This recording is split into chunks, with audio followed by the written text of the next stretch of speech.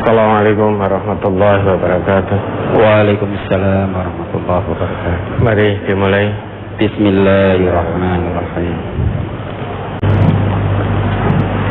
Mohon penjelasan yang membedakan bank syariah dan bank konven di mananya. Karena di bank syariah seperti UB juga ada bagi hasil untuk nasabah, dan bagi peminjam pun ketika mengembalikan juga jumlahnya jauh lebih besar dari yang dipinjam. Bedanya di akadnya. Kalau bank konven itu jelas disepakati diakui pakai bunga. Bunga itu riba. Kalau di lembaga keuangan syariah itu tidak pakai bunga, tetapi akad-akadnya sesuai dengan prinsip-prinsip syariah, sekalipun nisbahnya atau marginnya bagi hasilnya lebih besar. Kalau memang akadnya sesuai dengan prinsip syariah, maka itu tidak riba karena tidak ada bunga. Sekalipun tambahannya kecil sedikit 0,000 sekian persen, kalau itu bunga itu tetap namanya riba. Riba itu kecil atau besar tetap namanya riba. Tidak bisa bunga yang kecil kemudian menjadi halal, itu tidak bisa. Yang namanya riba kecil atau banyak itu tetap haram, dapat murka dari Allah, ancamannya tetap neraka, baik kecil, sedang maupun banyak. Nah, itu yang membedakan lembaga keuangan syariah dengan lembaga keuangan konven. Kalau konven itu pakai bunga, bunga itu riba. Kalau lembaga keuangan syariah itu yang digunakan prinsip-prinsip syariah sesuai dengan akadnya. Prinsip syariah itu tidak ada bunga di situ, sehingga tidak ada riba. Maka tadi kalau ditanyakan bagi hasilnya marginnya lebih besar daripada bank konven, ketahuilah meskipun itu lebih besar, namun sesuai dengan prinsip syariah, insya Allah itu mengandung berkah dari Allah.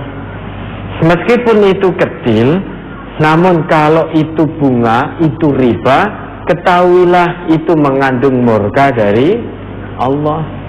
Maka baik lembaga keuangan syariahnya maupun nasabahnya harus menjaga asas kejujuran, saling percaya.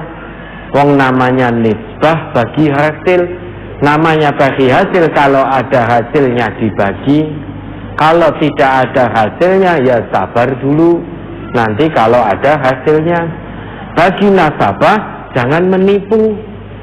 Sebetulnya hari ini ada hasilnya, namun tidak mau dibagi, tapi dicake untuk lainnya, untuk pengembangan usahanya.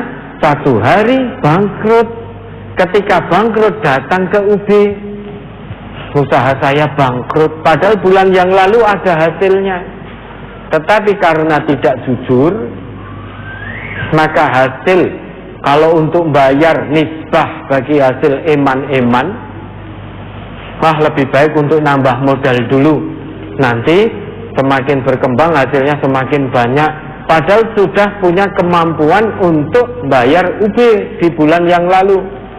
Tapi kenapa dijadikan modal tambahan sehingga bulan ini hasil yang lalu pun juga ikut merugi? Nah, berarti ini nasabah tidak jujur, tidak amanah. Datangnya ke UB itu kalau bangkrut saja, pengen diputihkan. Tapi ketika ada hasilnya tidak mau datang. Kenapa? Karena harus ngangsur, harus ada nisbah, harus membagi hasil keuntungan dari usaha. Nah, ini kadang curangnya nasabah. Kalau rugi dia datang ke lembaga keuangan syariah tersebut menyatakan kerugiannya.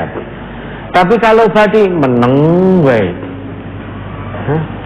angsurannya telat terus, meneng we, angsuran bagi hasilnya telat terus, digunakan duluan. Nanti kalau rugi datang timik-timik menyatakan kerugiannya. Supayanya apa?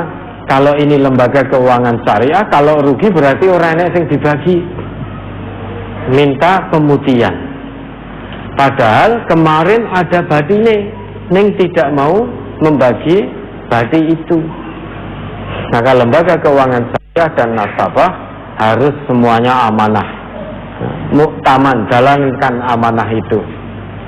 Kalau yang ditanyakan UB jenengan tipu juga tidak tahu.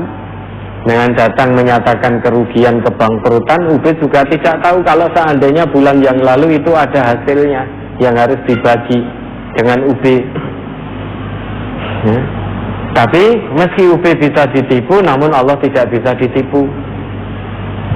Harusnya ada hasil bulan lalu kok tidak dibayarkan. Sekarang rugi kok baru datang menyatakan kerugiannya. Nah, berarti curang nasabahnya. UB juga begitu. Kalau memang betul-betul ibarat memang sudah berusaha maksimal betul, tidak ngapusi, tidak curang, memang betul-betul tidak ada yang untuk mengembalikan, beri tangguh dulu, jadwalkan ulang, beri tangguh. Kalau memang betul-betul tidak ada, sesuai prinsip syariah, akad qard, pokoknya dikembalikan. Pokoknya dikembalikan dengan catatan nasabahnya jujur betul. Jujur tidaknya Allah Maha mengetahui. Alhamdulillah sudah ada isian dari Ustadz, kita hanya mengembalikan pokoknya saja. Saya tak datang ke UB menyatakan rugi weh.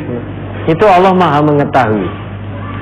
Ya, di dunia jenengan mendapatkan hanya membayar pokoknya, tidak membagi hasilnya, kenikmatannya semu, namun di akhirat Allah tidak bisa ditipu.